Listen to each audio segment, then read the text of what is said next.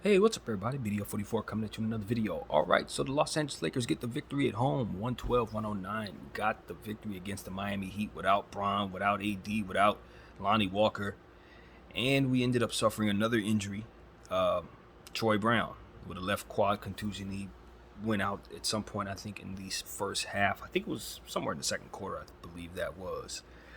So, man, with that being said, boy, did our team come out and play some great team basketball. Defense to offense, staying true to the principles that help us with size matchups. Thomas Bryant just continuing to be efficient, and Dennis Schroeder. I think Dennis Schroeder earned some real respect in this uniform, man. You know, in the first year we had him here in 2020, it was a season where things were kind of iffy. He didn't end his time here so well, etc., etc. This year, season hasn't started off very well. He's been a part of a two-man situation where, we've been running small ball with him and Patrick Beverly, and we've had a bad taste in our mouth about that, so on and so forth. But tonight was a different type of thing because Dennis Schroeder came in, and you could tell from the jump he had a certain energy about him that was going to allow him to play very, very well. He was very focused, just like he had a very focused game. I believe it was an effort we didn't win. We were also without Brown. I don't remember who we were playing against, but he had 30 points. And it felt like an empty effort to me because we were kind of running things the wrong way. We weren't coaching to our size advantages and things of that nature. So it just felt like we were featuring him for no reason. And I remember saying to myself, who's rooting for that? We don't even want to see that. Well, tonight I was definitely rooting for Dennis Schroeder. It was an entirely different vibe. It was meaningful basketball. We were playing to win. And he had a massive, massive to do with that. 3 steals. I think he had like 32 points or something like that. When it was 4 steals, I believe he had. So you just got to give him credit. He rolled his ankle very bad somewhere in the third quarter. I believe it was into the third quarter, early fourth. And somehow shook it off and continued to play at a very, very high level. And I'm telling you, that thing looked nasty when he rolled it. But he did not even skip a beat. He continued to play well, hit big shots, was driving at the basket, hitting threes. Just everything you would need from a player when your stars and your scores are missing. Getting clutch buckets, just completely doing what he needed to do, making free throws down the stretch.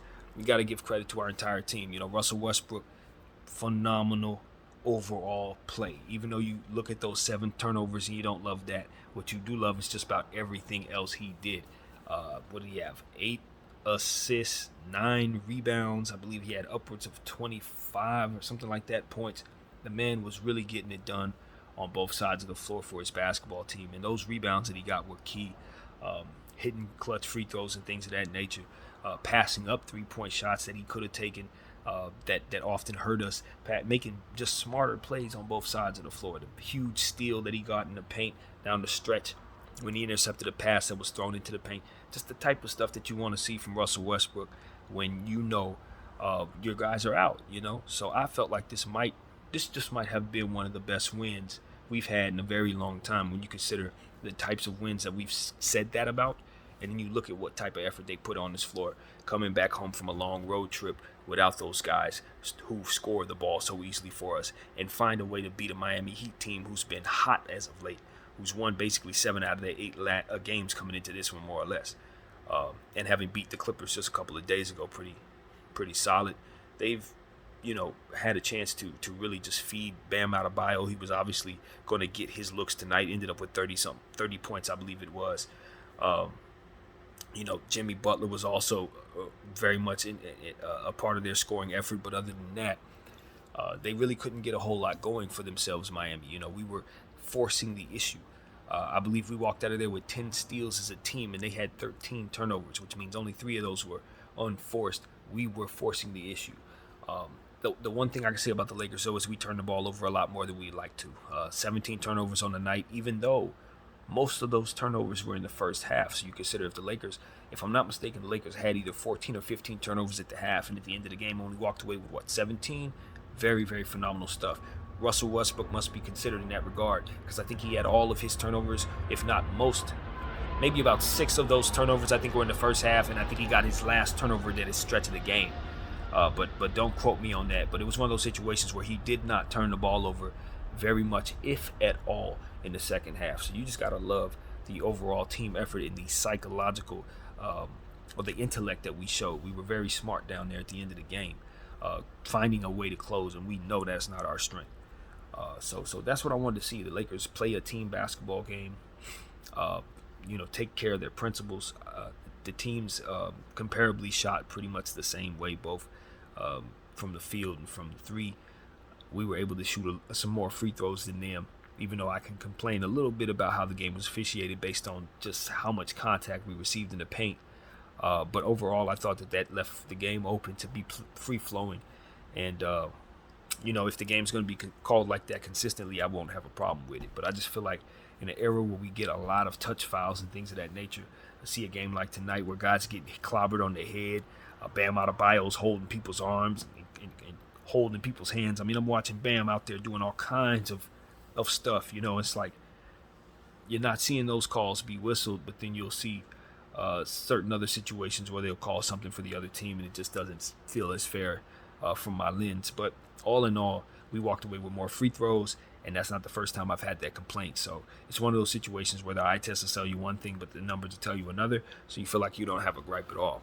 At the end of the day, our guys was getting hit in the head a lot, and there were no whistles a lot, and that was something that annoyed me a lot.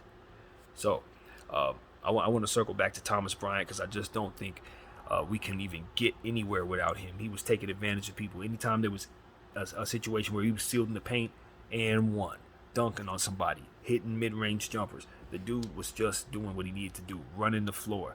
And that's what we need to see. We had some situations down there defensively where we continued to see a little ineptitude from him, but we understand that. We understand that that's not his game. We understand that he's going to have to work hard on that side of the floor, but we also understand that he's very gifted offensively, and it continues to show. We also know that he doesn't mind getting offensive rebounds and defensive rebounds at a consistent rate, rebounding over some of the better rebounders in the game at this point. This man is playing some of the best basketball of his career, and he's starting to step into a new atmosphere right now. Now the winning is starting to be affected by his direct paint presence, and that's something that is a testament to just how fantastic he's been for us all season long. Since we put him into the regular rotation, he's stepped up and stepped out, and I think one of the biggest detriments that we've had to our team this year is just not realizing sooner who we could have played. Thomas Bryant should have been getting minutes sooner in the season. Wenyen Gabriel, who also had a really good night tonight, should have gotten more minutes in the season. He should have gotten more minutes in this game. And this just, if you would have played those two players, particularly the way that you're playing them now throughout the season, you would have the same results that you're seeing right now.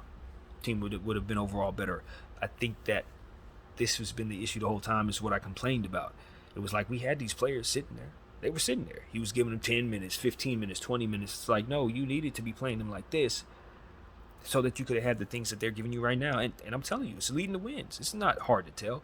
The team doesn't have a problem doing the things that they need to do so long as their coach helps them do that by just putting them on the floor properly. There were moments at a time tonight where his rotations were a bit questionable. I thought we used JTA a bit much tonight. I like the steal that he had down the stretch, but we know he's a limited player, man. We know he hasn't had a lot of reps out there, and that's just what it is. Most of the minutes that he took tonight should have been given to Wenyen Gabriel. I'm just going to be honest with you. I know Wenyen made a few mistakes of his own, but, for the way he was playing in the first half, and then you look at JTA's plus minus, I can't justify having him out there like that. I cannot. He did some good things for his team. I'm not going to take away from JTA's effort defensively. He gave us something, stealing the ball, drawing fouls and things of that nature, but some of the plays offensively were just so empty. You know what I mean? And it's just like when guys are playing very well, when Wenyen's balling and TB's balling, they don't need to be sitting that much. You need to be giving them the same amount of minutes that you're giving the guys that you're leaning on heavily, because at the end of the day, that's what's working. That's why we're in a position to take, to have so much success out there, is because Thomas Bryant, Wenyen Gabriel, JTA, and everybody who provides size gives us the ability to run the small ball situations that you like to run, them two-man lineups that you like to run. We're able to get away with some of that stuff much more and really see those players play to their strengths when their size is on the floor to complement them. So this is what we've been calling for all season, and we're finally seeing that dynamic. As a result, Dennis Schroeder's play isn't empty. Patrick Beverley can kind of hone in on some of his defensive stuff and not be exposed so much in other areas. We're able to see guys just fall into their roles. Austin Reeves looks a lot better out there when he's on the floor with guys in size. And so even though he had a tough night again tonight shooting the ball, it wasn't the greatest. All in all, we were able to see him be in lineups that made more sense for our team tonight. Tyler Hero did not have that kind of game tonight, man. As much as we've been talking about his shooting and assisting, it was off. And we were definitely better for it. Victor Oladipo missing shots. Max Strus, we talk a lot about him, even though he had a big clutch shot down the stretch. He was 1 for 5 on the night. And that's one of those situations where I look at the Lakers and I say, okay, he was 1 for 5. He is somebody we've talked about at length that cannot shoot. But I think we displayed a bit of an error down there in how we played a certain possession. Max Strus had gotten an offensive rebound off of a brick three-point shot that he shot. And instead of running out to the three-point line to guard him, we allowed him to shoot the shot. The problem was we were up by 3, and it was the closing seconds of the game. It was like 20 seconds left. You're allowing him to shoot an open three-point shot while you sit there and watch him as you park it in the paint. That was absolutely and utterly illogical, and Stu pointed it out. It's just something that we are going to have to take a look at and just try to understand that it's very fortunate that we didn't lose the game because of something like that, but it was extremely poor strategy. You just got to understand your situation. Why are you giving up a three-point shot when you know you're up by 3? At that point, you want to run him off of that three-point line and force him to do something else. So I just thought we were completely in error there, and the whole team had a brain fart, basically. That's the best way I know how to describe it. But it was a lot good going on down there. We were fighting constantly. The whole team was playing a very physical game down there. Both teams were, obviously. And, you just want to give credit. At the end of the day, this was a close basketball game, even though we were able to keep control of it for the majority of the game. Bam Adebayo and Jimmy Butler were poised. I thought that they showed a great deal of I guess the best word is poise, and down the stretch of the game, even though things were very hard for their team, I thought that they didn't show a whole lot of emotion. But they just didn't get enough help from the rest of their team, and you got to give credit to our defense for putting the clamps on them. Now, one thing I'm wondering about is how are we going to start to look now that players are being picked away from the lineup based on these injuries? Obviously, with Troy Brown going out, that's a big deal because we started to find some good things from him on both sides of the floor. And he really does provide that length and defense that we really need. So with him going out, we're going to be leaning on other players more so at the small forward position that probably we would rather not lean on so much. So that's something I'm just kind of curious about how it's going to look on our team. Max Christie, he came in and had a bonehead turnover. It's the second time I've seen him directly throw an overhead pass to a defender. And I'm just wondering what the heck that is, bro. What is that, yo? Stop doing that. It's the second time I've seen him do that. We're calling for him to get minutes, but that cannot happen. He's going to have to find a way to be able to put the ball on the floor when he gets in situations like that. You got to trust his dribble a bit more. You can't get to the point where you're in the corner and you can't shoot a 3 and that's all you got. The next thing you're doing is throwing the ball to giving the defense the ball. It's like, nah, Max, you're going to sit next to the coach doing that every time, homie. Never going to work. So that's the second time I've seen him do that. I don't blame coach for not putting him back in the game after that. I wouldn't have either. You can't do that with your minutes, man. So work on your dribble. I know that's where it comes down. It comes down to him not knowing what else to do and being trapped. But if you're trapped, the best thing to do is nothing at all.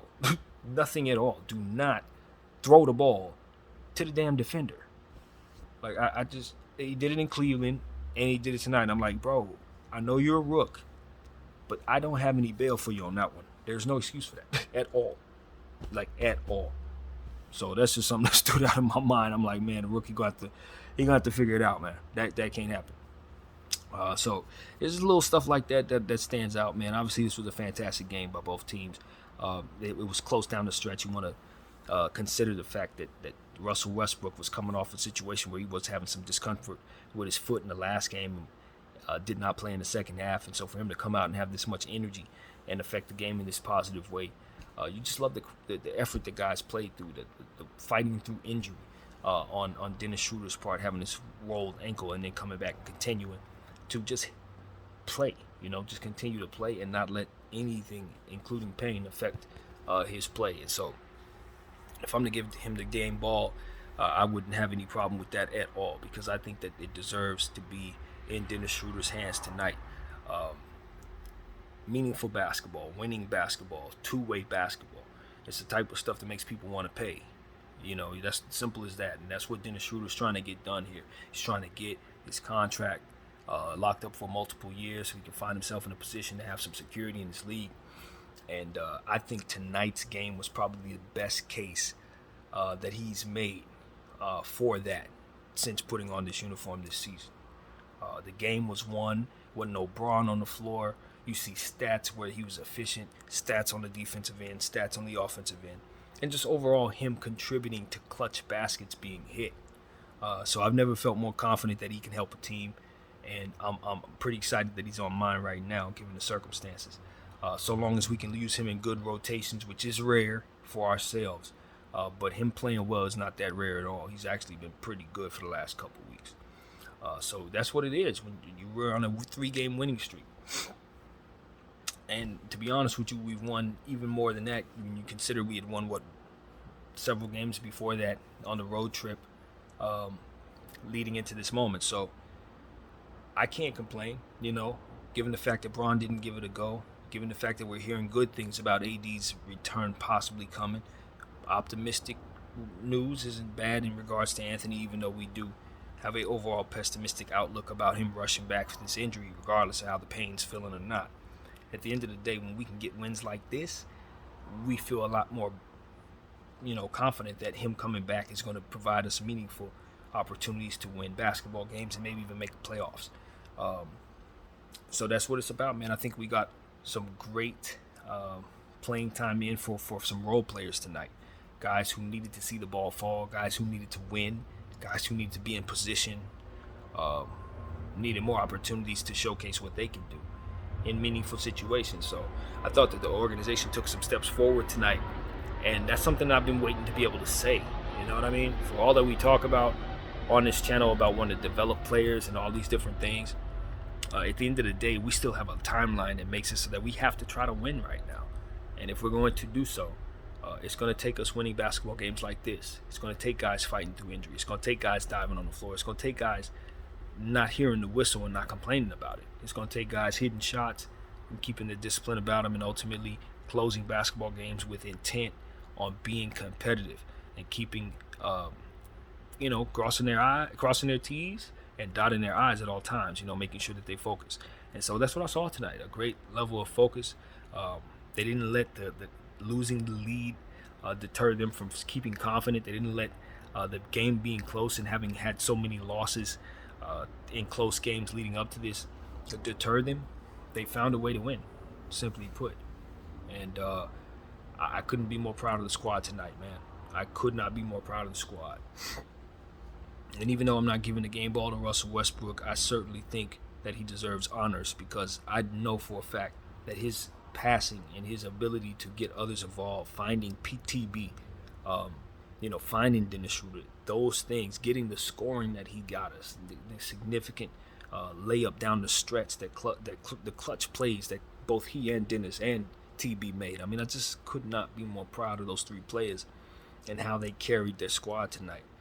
Patrick Beverly and how hard he fought out there, getting knocked all on his head, had his wrap on his head knocked off, in certain situations where the referee should have called the whistle. We had a gripe out there, but we kept our cool. We didn't give up any technical points to the other team, and ultimately we got the win despite the interesting choice of officiating tonight.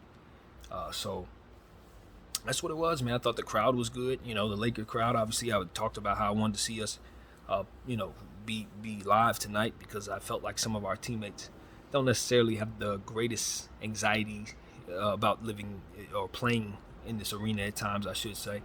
And I thought that we showed up. There was a lot of support out there, and I thought the team gave us what we needed to feel good about supporting them. When you see a guy roll his ankle, hobble off like that, and then step back in there and say, "No, I'm gonna play through it."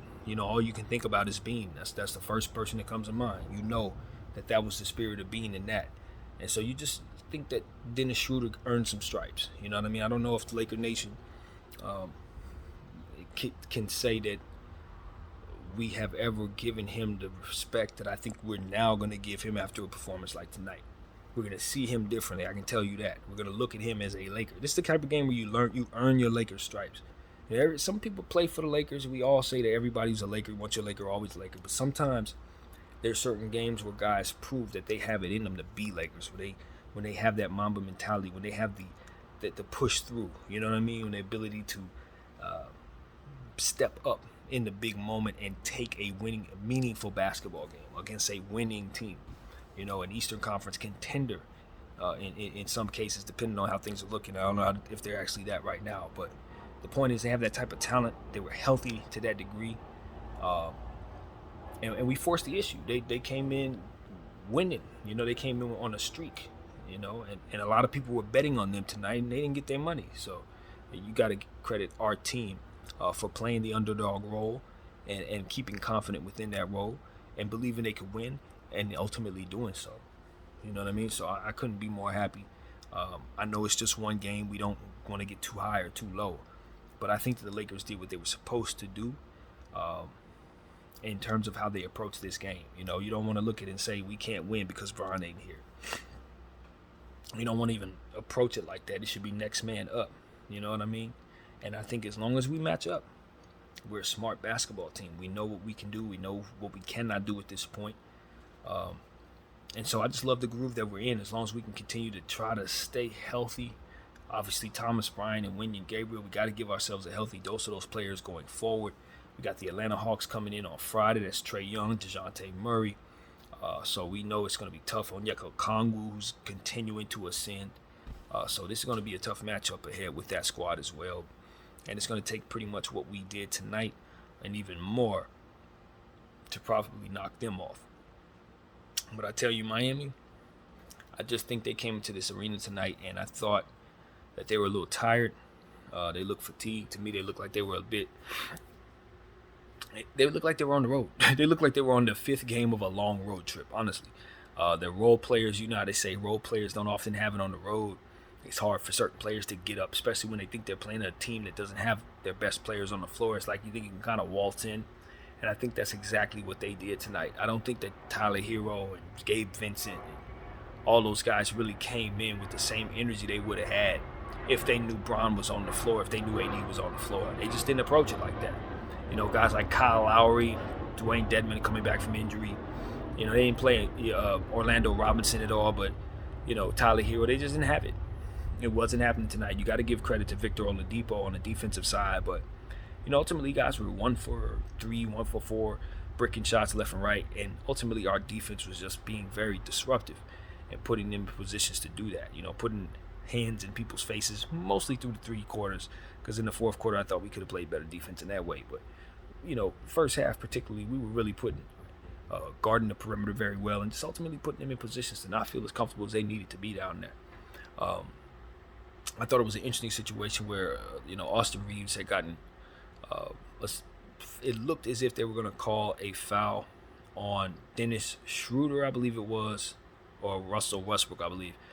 I believe it was, how did that go? I don't even remember how that went, but more or less it was a situation where they called a review on a play, and it was a bang-bang play, so to speak, where Austin Reeves could have been called for a charge, or rather a blocking foul. Or Jimmy Butler could have been called for a charge as they were driving as Jimmy was driving at the basket. But in the simultaneous motion, you had Russell Westbrook coming over Jimmy Butler's shoulder, and that was the foul I believe they initially wanted to call. Now, Darvin Ham asked for a review because what I think he thought they had called was the charge on Austin Reeves. But upon review, when they looked at what it is they initially called, they did want to address the call on Reeves. So that was what they ended up calling in the end. They looked at it twice and decided to overturn that. But in overturning it, they now had a call where they had to give a foul to Reeves, and thus now sending Jimmy Butler to the line for 2. Now, he did miss one of those, which helped a lot, but ultimately, it was one of those situations where Darvin Ham was successful in his challenge, but hurt us because they ended up calling the foul to send him to the line. So these are the type of things. It's like, man, we just got to be very, very sharp on what we're doing. Errors like that can be the difference between a win and a loss. So that's the type of stuff we were looking at. We're like, all right, man. Some of the decisions coach is doing down the stretch, we overcame those decisions more so than it was because he was doing stuff that was working. I'm not going to lie to y'all. Our guys overcame the JTA experience because that boy should not have been on the floor with 6 minutes to go in the game. When we are in the situation we were in down by 3, it was just the rotations, man. It's, Darvin. I did not hate that we used so much size tonight because that's definitely what I asked for. But we just got to continue to try to shuffle the lineup, especially when we're shorthanded. We got to shuffle the lineup in ways that really help us, man. We don't need to be removing TB from the floor too much at all. Winion didn't need to be removed from the floor too much at all. You got to run those guys. It's like you want to lean on Patrick Beverly for 50 minutes or however long it's going to be. If we go in overtime, then that's what it should be with some of these guys that are playing very well, man. I think an unsung hero tonight that needs to be mentioned is Kendrick Nunn, man. Somebody else who came down with a real tough injury, but played through it. He had someone that fell on his shoulder or something in some type of collision. And, he was able to just shake that off and continue to play. He had some big shots for us, a 3-point shot here and there. Even though he had missed a layup after that, I think that might have had something to do with him getting hurt on that play. But I thought he toughed it out. And I thought every point that he gave us was needed. So I thought he was an unsung hero for this evening. But yeah, all in all, man, great team win. The Los Angeles Lakers have definitely made their fan base happy tonight. We got a win at home against a team that's been kicking butt. And they didn't kick us. And then we got some revenge because we definitely did not have a chance of beating them 2 weeks ago. So this was a total turnaround from what it is we've been doing. And I just was really happy that the Miami Heat only had 2 players that really had it going tonight. That was the most beautiful thing for us, man. So that's pretty much what I have to say, man. Obviously, I missed the Kobe minute, but I want to salute Kobe. It was just a great honor, I think, tonight to see guys fight through injury, and it just reminded me so much of what it is that he brought to the table during so many different opportunities to do just that. So I thought his example tonight and his spirit was in those guys tonight, and I give them all those guys the credit for fighting through the injury, fighting through this tough physical game, and beating the Heat. Making sure that you send those guys back home losers. So that's what I like, man. We were competitive, we were intellectually and competitive in our nature tonight, and as a result, I think our team ultimately got the victory. So that's what it was, man. Good team win. Dennis Schroeder, man. I could not be more proud of how he played. And if he can continue to give us that, I think he's going to have an opportunity to be on this team next year and maybe even get that contract with us. So, big time stuff from him, man. Definitely that. BDL 44, I thank you all for watching. Out.